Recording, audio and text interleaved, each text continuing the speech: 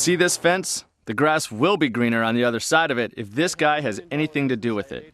He's Paul Tukey, founder of SafeLawns.org, and he's part of a joint effort between the U.S. government and advocates for organic lawn care to see if going green with lawn care actually leads to greener-looking, healthier grass. Our mission is to prove that organic solutions to lawn care are safe and effective. The National Mall is about as good as it gets for testing out a particular method of lawn care. If these little blades of grass could talk, they'd tell you that the conditions they're trying to grow up in here are nothing short of brutal. You have the foot traffic, you have drought, you have intense heat in the summertime, you have just absolutely miserable conditions for grass. Each year, the National Park Service closes part of the mall to the public so the turf can get some rest and hopefully rejuvenate. Traditionally, the turf is aerated, reseeded with grass seed, and treated with chemical fertilizers. But Tukey says many of those fertilizers aren't the best choice. Our organization definitely feels like anytime you're putting down chemical fertilizers, they leach into the water.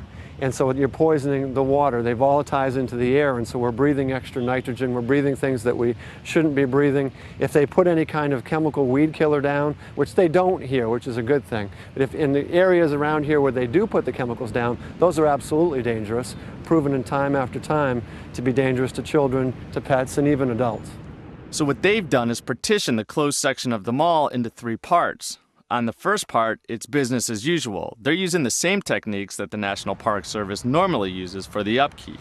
On the second part, it's being done the same way, except we're substituting organic fertilizers and other materials for the conventional materials.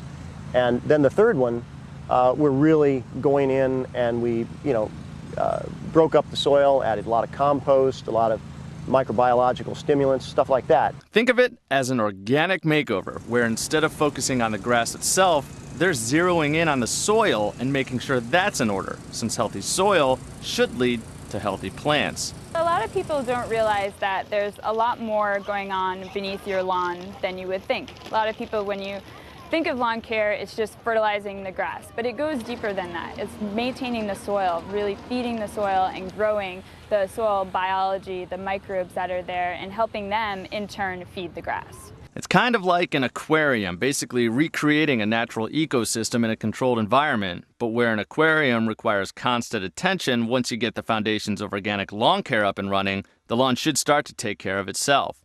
SafeLawn.org says that by using this approach, you'll get better turf that absorbs more rainwater, which reduces runoff. It's also healthier in general and requires less maintenance, and is ultimately safer for the people stomping around on it. The fertilizer we put down is made from alfalfa. It's the same thing that they make corn grain out of it. It's actually manufactured by Land O'Lakes Purina Mills. Those are the people that make dog food and horse feed, and they found out that they can make lawn fertilizer out of the same materials that they feed to the animals. And so the fertilizers that we're using here are safe enough to eat. Not that you'd want to go around eating fertilizer and compost, but the point is that if you did come into contact with this stuff, it wouldn't hurt you the way that traditional chemicals associated with lawn care might. It'll take about 3 years for the results of this project to really show, but the project organizers hope that if people see organic lawn care can work in the nation's front yard, it can work in theirs as well. For Discovery News, I'm James Williams.